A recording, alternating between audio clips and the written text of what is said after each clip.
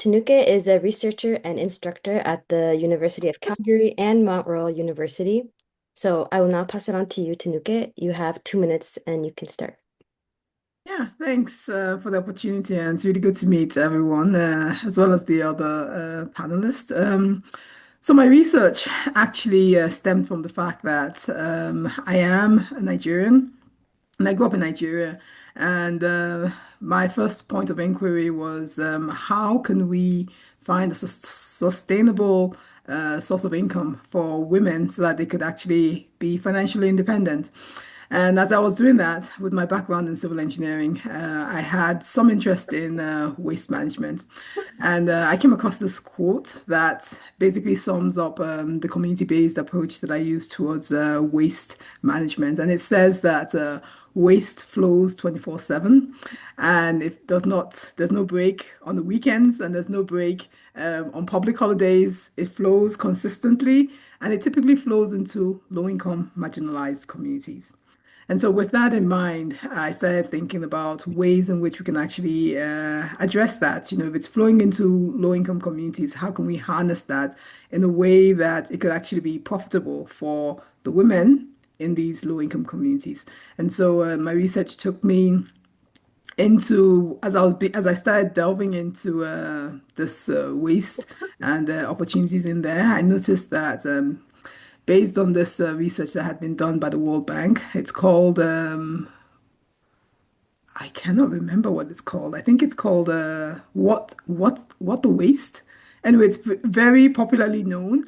And in that document, they had done a survey and it showed that almost 80% of the waste sometimes depend between 40 and 80% of the waste generated, particularly in Africa, sub-Saharan Africa, was organic. And so to me, that was almost like a low-hanging fruit. So how do we actually harness this type of waste and find opportunities for communities? And I used a technology that I hope to share with you called the Black Soldier Fly technology. And that is what my research still is all about. So thank you. So, Tinuke, your work explores how organic waste can be transformed using black soldier flight systems. Can you explain how these circular approaches turn food and organic waste into valuable resources that support both climate action and local livelihood? Yeah, thanks. Thanks for the question. So the blackstrap just as the name suggests, it's an insect that when exposed to organic waste, and so the organic waste can be organic waste of any form. It can be fruits, vegetables, it could be human waste, it could be anything organic that has its origin from organic means can be broken down by these flies when they are in the larva form. So the flies lay eggs, and the eggs transform into larva after some time.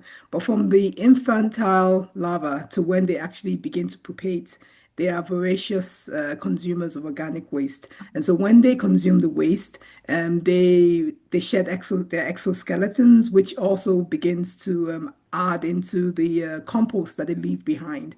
The flies leave two products, so they generate two products.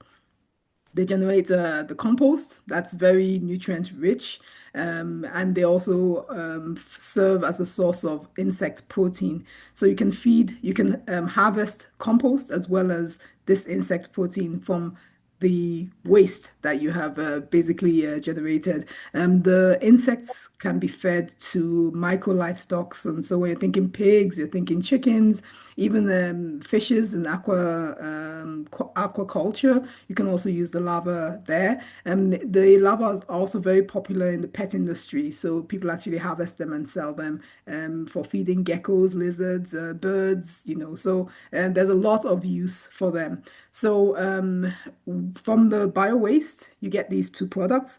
And in terms of how it supports livelihoods is in the site where I did my the research was in Tanzania. And there, we're able to sell the larva for income for the women, as well as provide compost because they're all small scale farmers. And so they were able to use the compost to generate crops that they sold in the marketplace.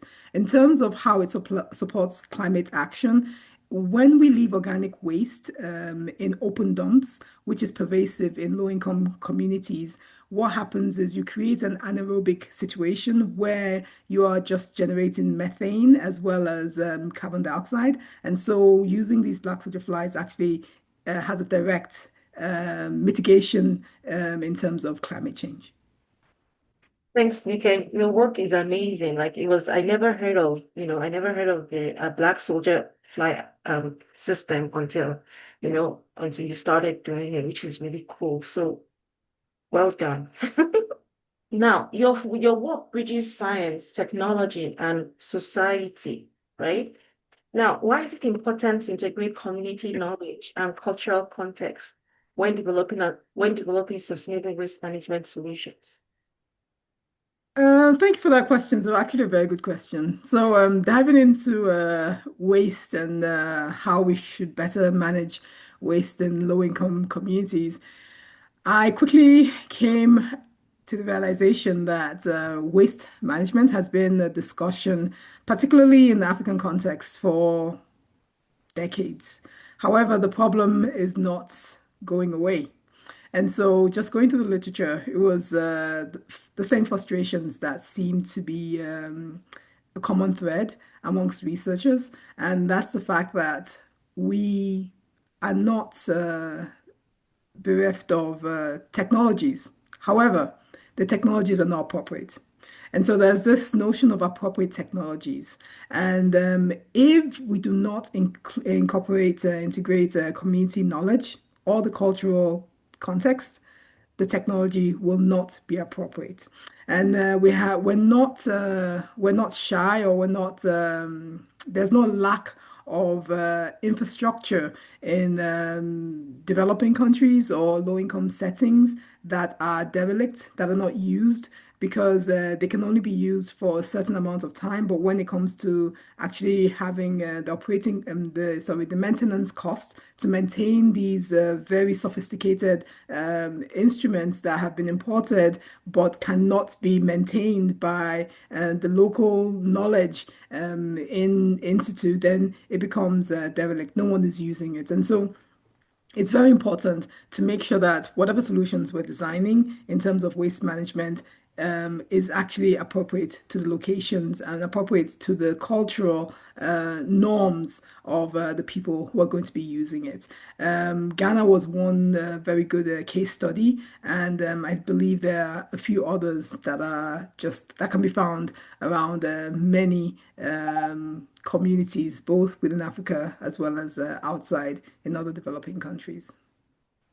Thanks, Nika. That was great, and it shows in the work that you do. Share with us how you integrated the Black Soldier flies into the community that you worked with, right? You worked with the women, so that was really great. Thank you.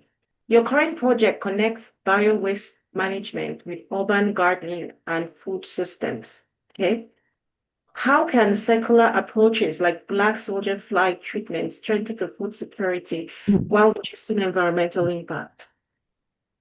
Yeah, thanks. So, I mean, I think the question probably was answered with all the other questions that had been asked before, but I'll just pick the thread of agriculture. So right now, I mean, the initial study was in Tanzania, but I am adapting the study now to Canada, Calgary, where I live. And so here, what's being practiced is more urban agriculture. I'm focusing more on urban community gardeners, and it's very necessary because we all are very familiar with the high alarming rates of food insecurity, particularly in the urban context. And so, with the black soldier fly technology, especially with the compost that's generated, we know that using the compost is advantageous compared to using chemical fertilizers. because it actually promotes resistant. You're able to grow plants that are resistant to pest infestation because they have defense mechanisms that the compost itself promotes. And then additionally, with the insect, the larva from the black soldier fly technology, we're able to actually begin to research how we can actually have a closed loop system in within urban agriculture. In the city of Calgary, households are allowed to have up to 6 chickens to raise them by themselves. And so, with that provision in the bylaw, we see that we can actually have a closed loop system operating even in urban cities in Northern America. And so, but the question then becomes, how do we sustain it and maintain it year round? And so this is part of the research. Like if we can actually sustain it year round, then of course, first of all, we can grow more crops, we can satisfy food insecurity, and then of course we can also build community because people tend to interact more when they're farming side by side. That's very good. Thanks, Nikki. That's really great.